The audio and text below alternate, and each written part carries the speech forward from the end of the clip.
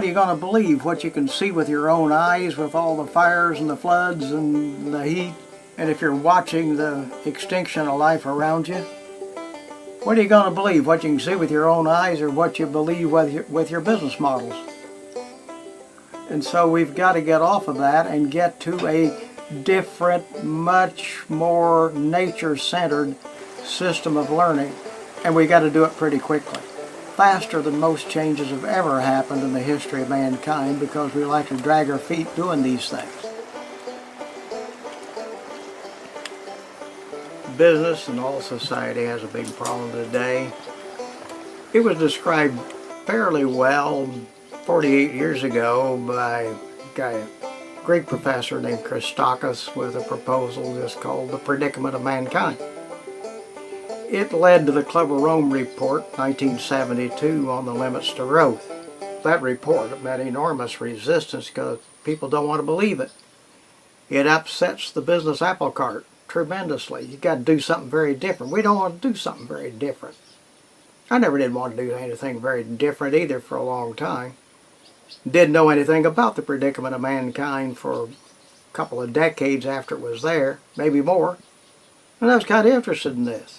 You probably are too. And so our difficulties with this are part of that predicament of mankind. Now, what did Christakis contend? That only part of our problem is climatic change or other environmental problems. We are part of the environment, therefore a lot of that problem with the environment is a problem with us.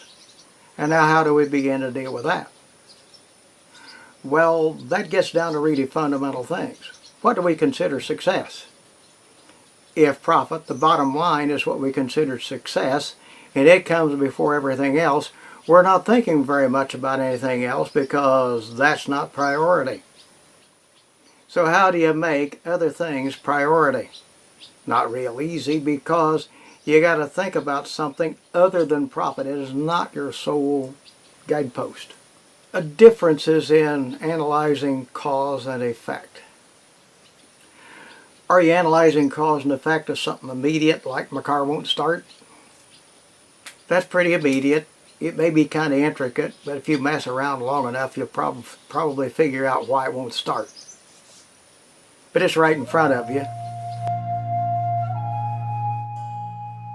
Why are we having so many fires in California? Now you're talking about something that takes longer. It may be months, years, or eons. And so there's one kind of cause and effect that says, why did something that has happened actually happen? There's a second kind, very important now. What is likely to happen in the future? And nobody can be perfect about that. It's impossible. But we have to do better. What are the consequences of the action we take? And if the consequences are highly detrimental to ecology and the environment, we probably should not do it. Doing nothing is an option few businesses want to take, because we're geared to do something. Even if it's wrong, do something. So cause and effect can be tricky because of that and because of the complexity.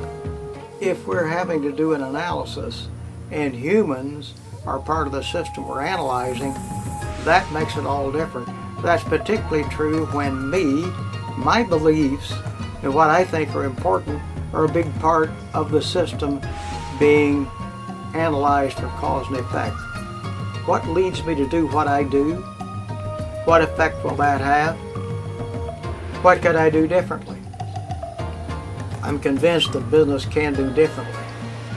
There's a big story about that too. We probably cannot do business anywhere near the way we have done it in the past, and the pioneers will figure out a different way to at least not lose money and do the right thing by the environment. That's a totally different objective from maximizing profit, the old classic. But back to that predicament of mankind. Why can't we do a better job of cause and effect? Well, we can't concentrate on it. Our emotions get the better of us. We don't recognize our own prejudices, our own assumptions, our own biases, and what we think is important. And so we'll jump to a conclusion.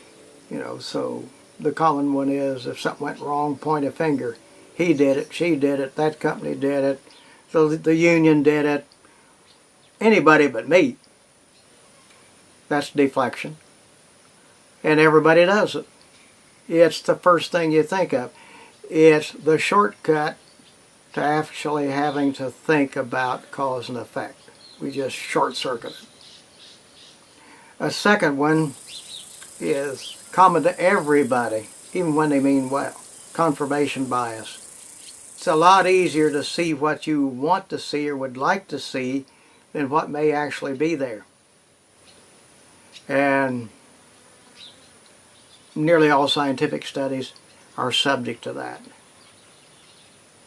The last one, though, is back to that mental laziness thing. Can we take the time to do it? That's in conflict with a dictum of business today. Time is money. Get her done. Reduce the amount of time it takes to get to the cash flow coming back to us. That assumes markets, that assumes all kinds of things that exist today that in the future may not exist in the same way or maybe shouldn't. That's so radical that we have a hard time wrapping our mind around it. And so we hope you'll work with us to form small learning groups and figure out what, if anything, we can do to make progress on dialogue and fixing this predicament of mankind, because we're all in it.